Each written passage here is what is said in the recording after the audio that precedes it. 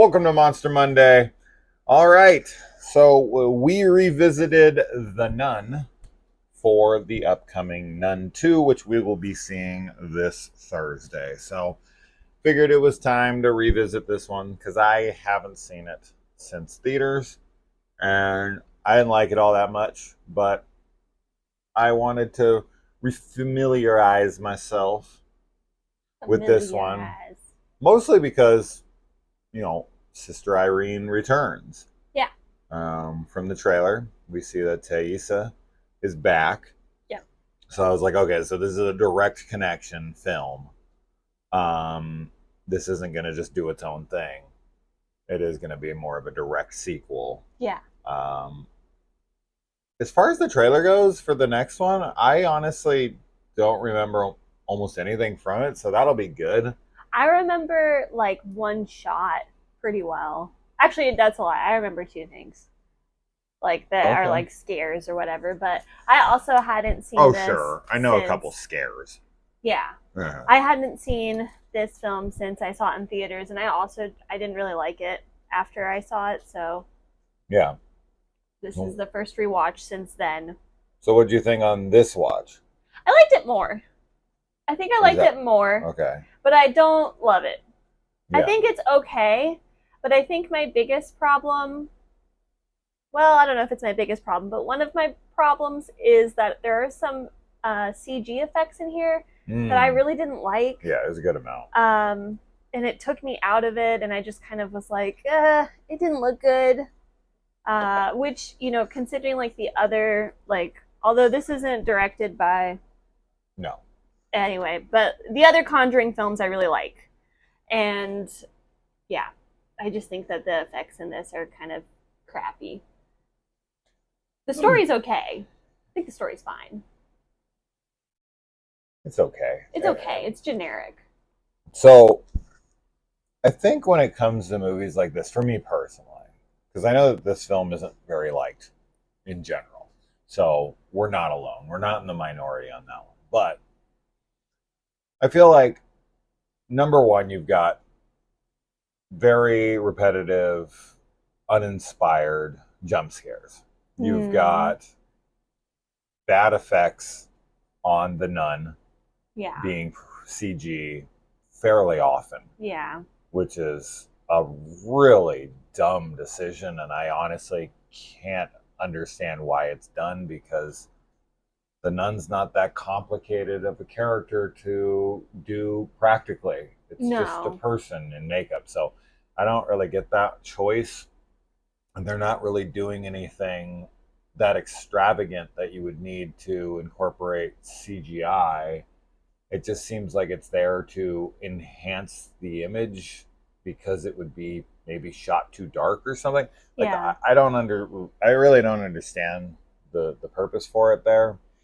But on a more personal note, from my own bias, is that I I've never been a big fan of like religious centric horror movies. There are some exceptions, of course, but because I have no religious affiliation, the you know the awe inspiring moments of like God versus the devil and the priests come in as superheroes and use religion to save the day.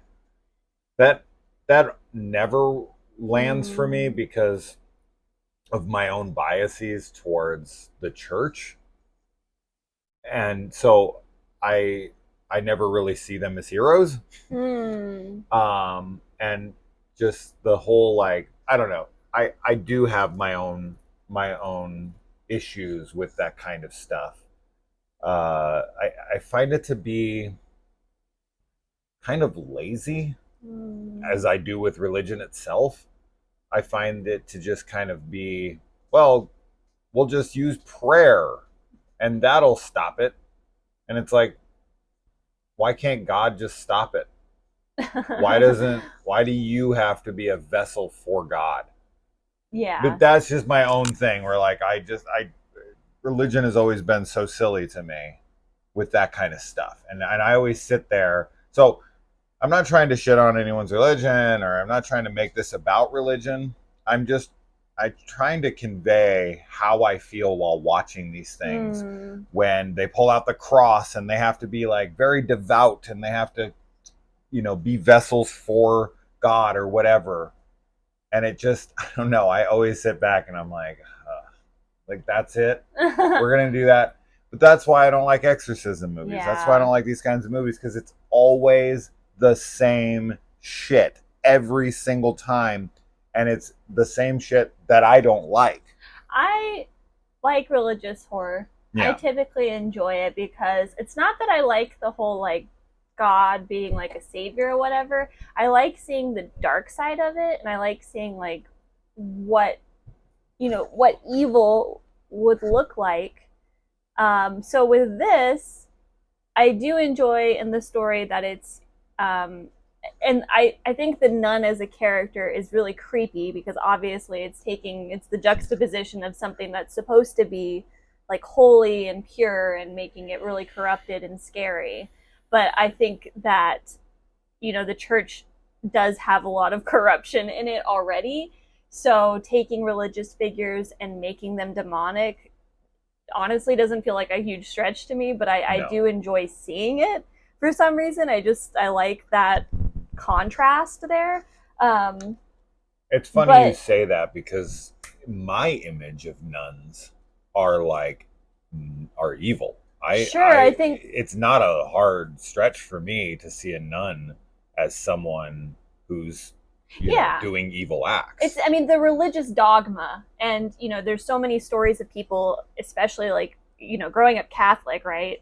People who would go to like be around nuns that were like abusive to them, and the same thing with priests and pastors and everything, from like for both Christianity and Catholicism have like their share of really bad people involved in that in those organizations. So, but I do like, there is an appeal to me, not like that I would ever want to do this, and not that I do think that there is problems with it, but the person who is devoting their life to being like humble and helping others and all of that, like that's very admirable. But we always talk about when we watch like anything with priests, like Catholic priests or nuns, and they're just like not allowed to have sex. We're always just like, what? Because it's always like their downfall.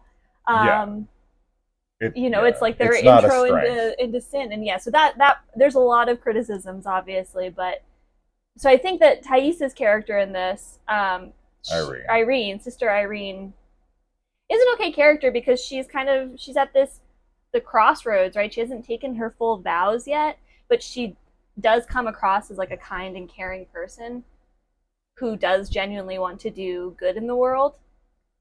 She comes off as like a normal person at first, right? When she's teaching the kids the relationship between science and religion. Yeah. And then when kids are asking questions, she actually encourages questions. Yeah.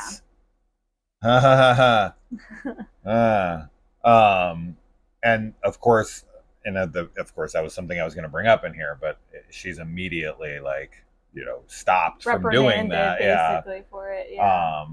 But yeah, she's still in her, she's still in that like early.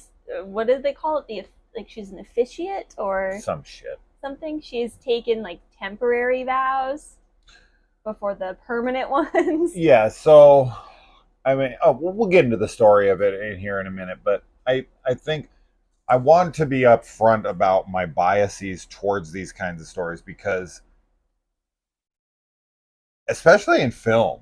In film, nuns are rarely portrayed as saints. Right? They have films that exist like that for sure.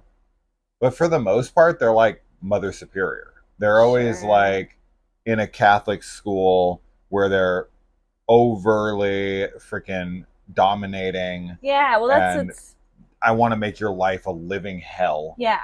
And pray to Christ and nothing else exists but the doctrine and the Bible, and you will do everything the Bible says. Like people like that, dude, if they genuinely think they're good people. Oh, They are sure. That's so out of wild. their mind.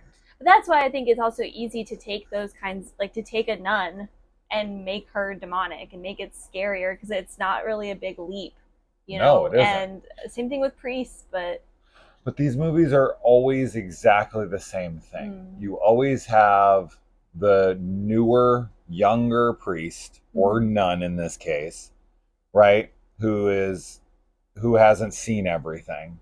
Then you've got Father Burke, who's the more seasoned veteran. And then it always comes down to a will of faith in the end. And they fight the demon, and it's who can pray harder and who can turn to their side more devoutly. Mm-hmm.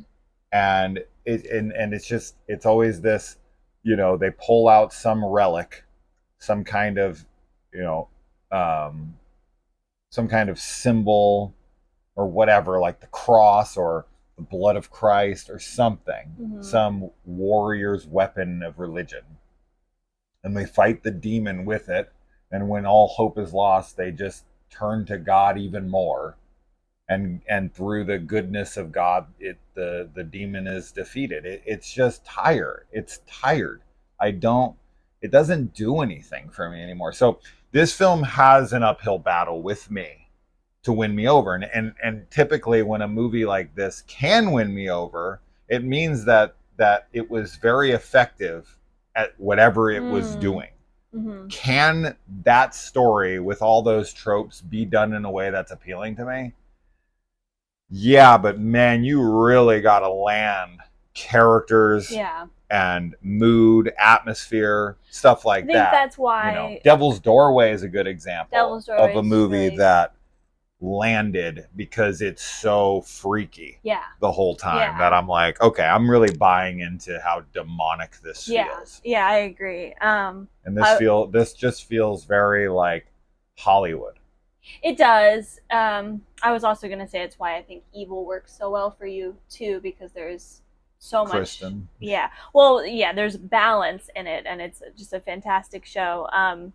But yeah, this is very Hollywood. It does feel very blockbuster, generic, trying to get people into the theater. I was trying to watch it in context of the Conjuring universe too, to kind of because it is meant to expand on the lore of the nun of Valak, and I don't feel like it goes that in depth into it really at all. So what I'm hoping for with the Nun 2 is that there is more focus on that. Uh, What? Okay, but I don't understand what the hell the Nun 2 is even going to be, because in this film we find out the origins of the nun, right? So there's some guy who builds this church or whatever. He's going to summon this, and then the knights of the Catholics or whatever the hell, the Templars. Yeah, we thought it was the Blind Dead for a minute. It is the Templars. Yeah, they were the Templars. So you got the Knights of the Templars, whatever, that break in. They stop him with the blood of Christ, and then they seal it. And then World War II happens, and the bombs that are dropped reopen the seal. Yeah. And these nuns try to go in there and stop it. They're going to go in. They're going to try to get the blood of Christ. They're going to try to reseal it. Doesn't work out. The girl kills herself to try to save herself from being possessed, because it can't leave there without possessing a host. And then, the Father Burke and Irene are sent in, and she's sent in because she's having visions since she was a kid, and this makes the church take up an interest in her. And then they fight it, right? And she defeats it by spitting the blood of Christ in the face of the demon. And we're going to get into that because that is one of the biggest ripoffs I've seen in a while. But then the nun transfers itself over into Frenchie. Yeah. And then we get the big reveal in the end that Frenchie is the character that we see in the video in the Conjuring. Yeah. And so the nun got out and was in Frenchie up until right. Ed and Lorraine Yeah. came and exercised it, and Right. then that latches itself onto Ed and Lorraine Warren, Yeah. and that's what The Conjuring 2 is all about. But I don't understand what the I don't understand what the Nun 2 is going to be about when Frenchie's possessed, and it's not until Ed and Lorraine come and like exercise it and then get it in them. Where's the nun? How is the nun going to be attached to Yeah. Sister Irene when it's been in Frenchie for Right. 20 years? I don't get that. I Where know. so they're I'm going to unsure explain that? too. I mean, yeah, I hope that they do because obviously we're with Sister Irene. I don't know. I don't know if Frenchie's going to be in this movie. He's not in the trailer from my memory. So Oh, I don't. I don't Yeah, know like it looks if like it's another period piece. I mean it yeah, it does. I suppose just because it like attached itself to Frenchie to like escape doesn't necessarily mean that it's confined to him. Like maybe Valak can kind of come and go as it pleases, right? I Right. mean, that would maybe be my Frenchie's just home explanation. and she Yeah, just like it goes maybe out. well, yeah, like it hitchhikes out of there on Frenchie, and then it leaves and goes to another cloister or whatever because it wants to corrupt and kill The only thing, nuns, and then whenever Sister Irene like battles it, it ends up attaching to Frenchie again. It's like I already had an escape plan. Haha. yeah, I mean, it's going to have to. It's so you pointed out that right there, and that is what's going to have to happen. Is that whatever battle happens or whatever between her and Irene, or it and Irene, it's going to have to end up in Frenchie at the end of this movie again, Right. right? In order to keep with the continuity of Correct. the So Conjuring. This with is Irene, though, the only thing I can think is that Valak is wanting revenge and going after her mm, specifically. But mm, so it goes to like the convent or whatever the hell that she's overseeing. mm, I don't know. I I don't know what they're gonna do because and when I said period piece, of course, the whole Conjuring franchise is a period piece. What I mean by that is pre the footage or pre Conjuring, yeah, right? That's what I mean. It's a period piece to the period piece. It's a period piece to the events of The Conjuring. yeah. I just figured I don't know. I don't freaking know. Anyway, so let's get into the film.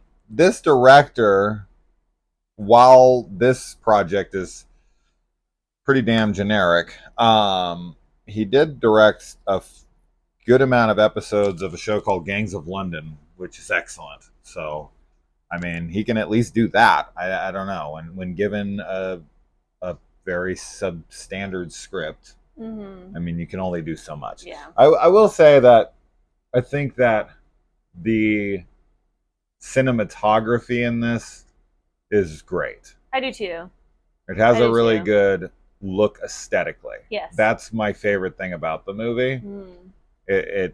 The way that the color palette Mm. and all of that is done, very good stuff there. Um, the performances are all good. Yeah. You know, Taisa is always solid. The guy who plays Burke, Dame, I always forget what his name is, but I He always does a like good him. job. Frenchie's good. Yeah. Everybody's fine. So it's not any of those things. No. No, it's the writing. It's like the script itself and the nun and the CG. Sure, It's but like it's how she's also used, how it's used. the scares Yeah. and how they're just so repetitive. Yeah. Anyway, all right. So yeah, the nun that hangs herself when Frenchie finds the body and it's like hanging there and the crows are eating her and Mm. she's all torn apart. That was cool. That looks good. Yeah, Pretty gnarly. it's my that's my positive. No. That's the Um, one positive. one weird negative for this movie, and this is not the film's fault at all.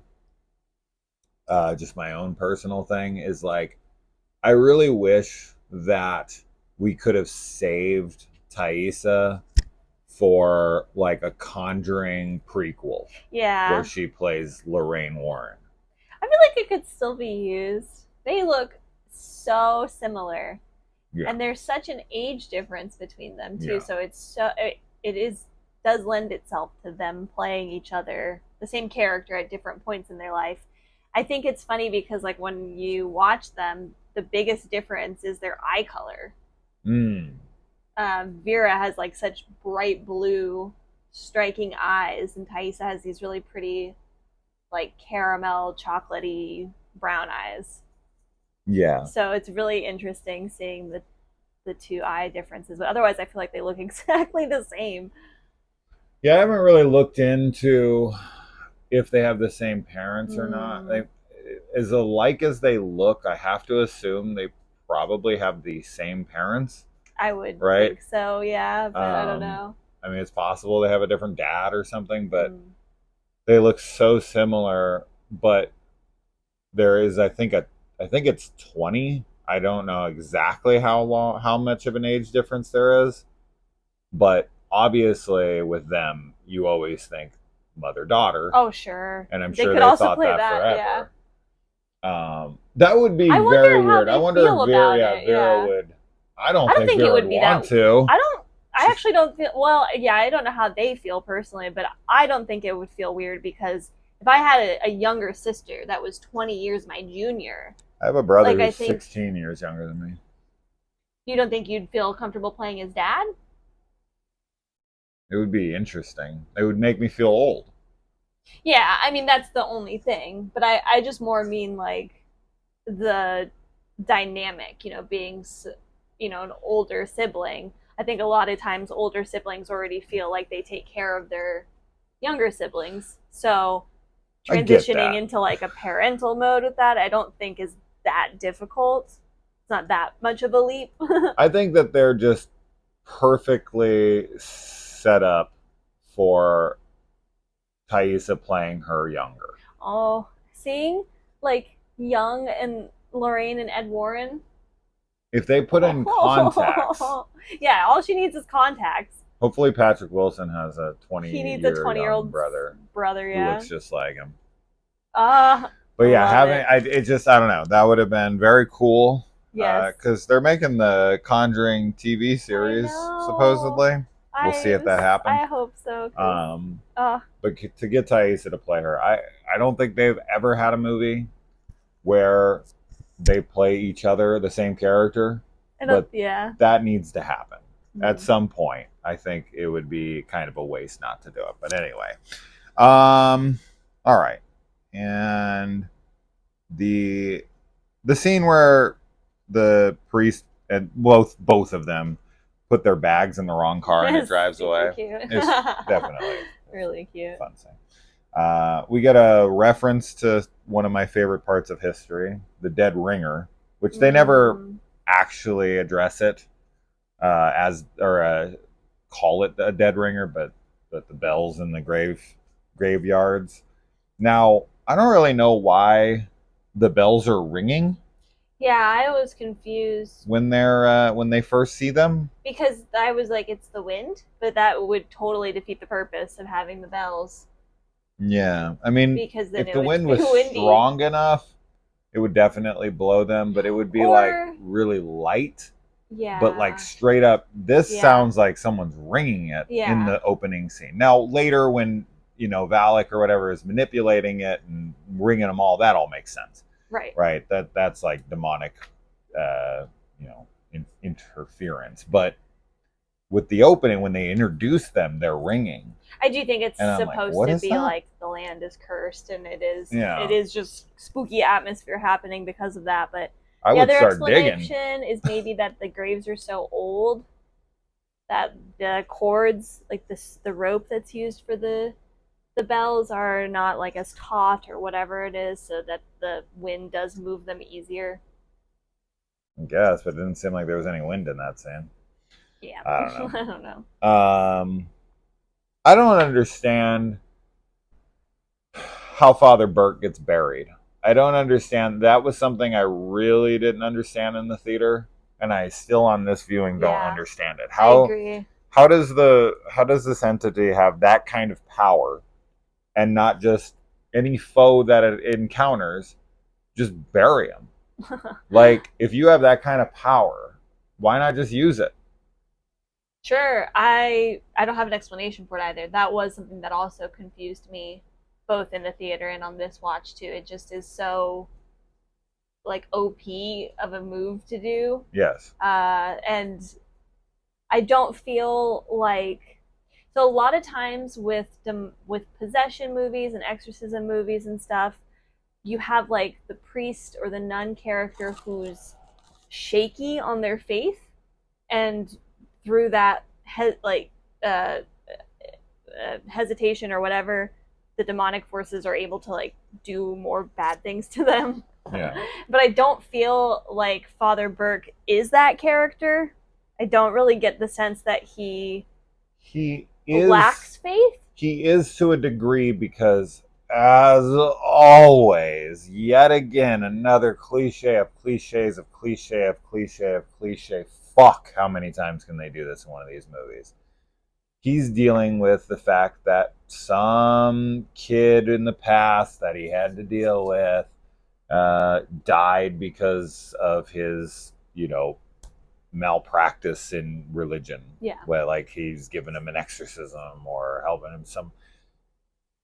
Literally every one of these films, every single one of these films does this. Yeah. I got so mad about it the last time we talked about whatever movie it was, and I was screaming like, why do they have to have the kid from the past that they get him killed because of the exorcism gone wrong, and then it weighs on their conscience for the rest of their career, and then it's always brought up by the demon. It's like, can you guys come up with literally anything else? Anything else? Anyway, it is a cliche. I mean, yeah, I know that that's part of his past, but that's more to me guilt versus I don't believe in God or I'm doubting in any way. I just my point with that was I don't think it shakes his faith, but I think it shakes his like his toughness, like his power, his focus. So I guess maybe that's why Valak is able to. It just is really I don't understand because it's completely he's not even buried in a new grave. It's like an old grave that there's like grass on top of it and stuff. Yes, not only that, but like when she retrieves him from there and pulls him out, then they re-look into the coffin and there's a skeleton in there with like artifacts in there. So he just gets teleported in there. But he's not even like, but that stuff isn't around him. I know. He's just in. When he got pulled out, then it like phases back into reality or something. Really weird. I don't like it. He wouldn't fit in there with that skeleton and all those books and shit that were in there. Yeah, I don't think that the scene works, and I think that the scare from the scene, like they wanted to set up with the dead ringer and the bell and all that, but I just think that it's sloppy and confusing. So I don't like this scene. Well, it's just the way to do it is to like see the grave open, like it's been dug up, right? Which is what we kind of see. We see the graves open, but then you have him pushed inside, and like skeletons have their hands come out and pull him down into it or something and hold him as the casket closes on top of him, and then you start to see like dirt being like shoveled in or like pushed in, or you see it like done in a very awkward, weird, kind of mysterious way of like the earth being thrown on him. Yeah, to have it just be like he's been moved through solid matter. Yeah. And none of that, all that just doesn't make absolutely any sense to me. It doesn't. But whatever. I mean, it's supposed to be nightmarish imagery. That's the whole point. But and then her taking a shovel and trying to shove it through the coffin, and it like misses his face by this much. Like, what was she thinking? I don't know. She knows he's in there. Yeah, it's very dangerous. But that's that thing that's supposed to add like this tension. Kind of this tension. And with that skeleton in there with him, wouldn't he be like pressed up against it? So, sure. Like he had so much room. Yeah. Like the shovel came down this freaking far. Yeah. Anyway, but that also is one of those things where it's at the expense of the characters to me. Like, yeah, it adds a moment of, oh God, that was close. and there's other ways to do it. There's other ways to do it where she's like in a fight with someone or something who as she's trying to get him out, and like, the skeleton, or maybe this is the time to have corpses rise from the grave, right? And so she's like fighting against them to try to get him out, and one of them like grabs an axe or a shovel or whatever, and it like she gets out of the way of it, and it goes through the coffin and this close to his face. Yeah. Right? Something like that. You can have the exact same effect, but just think, like, I'm telling you guys, I sit on this channel all the time, and I literally give it zero thought. I sit here for 2 seconds and I can come up with better scenarios in these instances that give you the exact same effect. That's just it. It's like, it's the compromise of, I'll give you the same effect, but it'll be even cooler and actually make sense. It's not complicated. It really isn't complicated. It's like they don't care at all. It's like, it really does feel like AI generated. Do you think that there was like studio meddling in this, where they were like, we want to change it to make it? No, it seems like this is a product. This is not like some kind of art piece. By I agree. An artist. I agree. Who's trying to put this is 100% like cash grab. Yes. Yeah. And I hate to call films cash grabs because, as I've said before, almost all films are cash grabs. Sure, but this one is like. But this is like legit. Much. There doesn't feel to be any kind of message or commentary or anything. Well, ironically, since this is dealing with like religion and demons and whatnot, this movie lacks soul. Which is ironic. Anyway, the vial of Jesus' blood. So, of course, this is gonna make me immediately bring up the fact that whoever wrote this probably watched Demon Knight like shortly before they wrote this script. And they were like, "Ah, Jesus' blood." Yeah.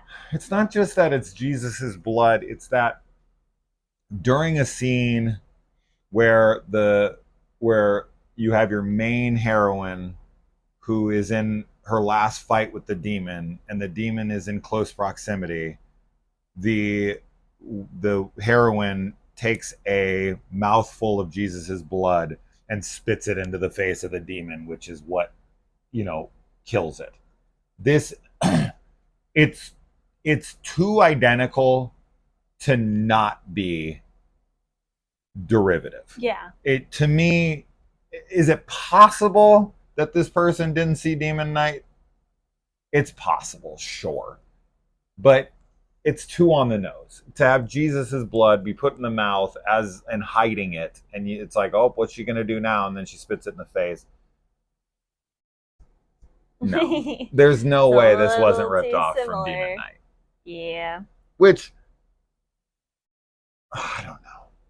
I don't know. I don't know how I feel about that kind of stuff. But anyway. And yeah, I was very disappointed that there wasn't one nun joke in the whole movie. Oh, yeah. None. We were making a bunch. Yeah, I can't help myself. And yeah, I mean, this has that problem of like, it very much shows you in this, and almost outright explicitly says, like, you become less than, you become desecrated when you have sex. Yeah. Because you can't become Jesus's bride. Yeah. Unless you are still like consecrated. Yeah. Like you have to be, if you're desecrated, which is, I thought, I don't know, isn't in Catholicism, right? You just go and confess say, your sins. 5 Hail sins. Marys and whatever. Right, yeah. and your all is forgiven. Yeah. So isn't your body? I mean, even in Christianity, the concept is just that Jesus forgives everything if you believe in him and pray and ask for his forgiveness. Yeah. Like that's literally the whole thing. So if So, you like go out and bang a whole bunch, and then you come but in and it's you're like, also, "Forgive me," of course, the idea is that you make, like, you atone for your sins, and then you try not to repeat them. It's not supposed to be like you can just go do whatever you want and then come and be like, Jesus, forgive me. But I'm sure that there are people who do, like, use religion and use that as a way to wipe the mentally, slate yeah, get clean. away with things that they would otherwise feel guilty about doing. Could you But imagine? with nuns Oh and my priests, god, I don't know. I mean, yeah, they're supposed to be, the nuns are supposed to be married to God, Jesus, to right? Jesus. Yeah, But I I mean, there's a whole host of problems with he outright sexuality says. and the repression of it in the church.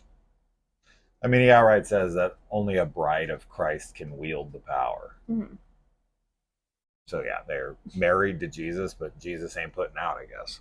No, I'm like, Jesus. Shouldn't they be like gifted like Jesus dildos? Hundreds. Because they can make the body of Christ, right? I mean, yeah, Right? can nuns masturbate? No, of course not. But if But they they're not use having like, sex. if they can like put enough communion wafers together, they're like, what? I'm just using my husband's dick. This is my husband's Ew. body. Ew, the communion wafers? That's awful. They just say it's the body of Christ, right? So Why? all they need to do is they need to give dildos to the nuns, or the nuns just need to not do this shit. Have you ever? But if they're gonna do it, can't like, I don't know. What if it's a blessed dildo? Have you ever wondered why there's such cannibal imagery in Christianity? Like, why is it all about drinking his blood and eating his body? I know it's supposed to be like metaphor in some ways, but it also, the metaphor is very cannibalistic. And Yeah. I don't know why. Yeah, they're eating the body of Christ. They're drinking the blood of Christ. Yeah. It's metal. It's really metal. You know it's not metal? Dude, I don't know. I don't know either. I just always think about it. I'm like, why? None of that shit ever makes any sense. Was that a nun joke? I don't get me started. I honestly, I don't know why people do any of the shit they do with their religious beliefs. It never makes any sense to me. It's all pure nonsense to me. And I guess so Father Burke here loses his eye. Yeah. Because he's bit by a fantasy snake. Yeah. The thing's not real, right? I think he's gonna be able to, like, see things out of his eye. So you think he'll be in the sequel? I think he's gonna be in the sequel. I think he's gonna have, like, an ability to see. He's got demon vision. Yeah. I can see. That'd be cool. I don't know. That's what I thought of. At least it would be unique. I'd be down for it. And yeah, I mean, that's pretty much it. I mean, so now that we've offended all of our religious viewers, but not sorry. No, I'm not sorry. Not at all. That's it. It's a silly movie. It's fine. It's not good. Yeah. It's not terrible. Yeah. But it's not good. And I want the sequel to be better. I want it to be kind of like an Annabelle, right? Like how those movies, although I like them, honestly. Yeah. But, we'll see. You know, like, maybe we could get a really cool film. And my main hope is that the effects are better.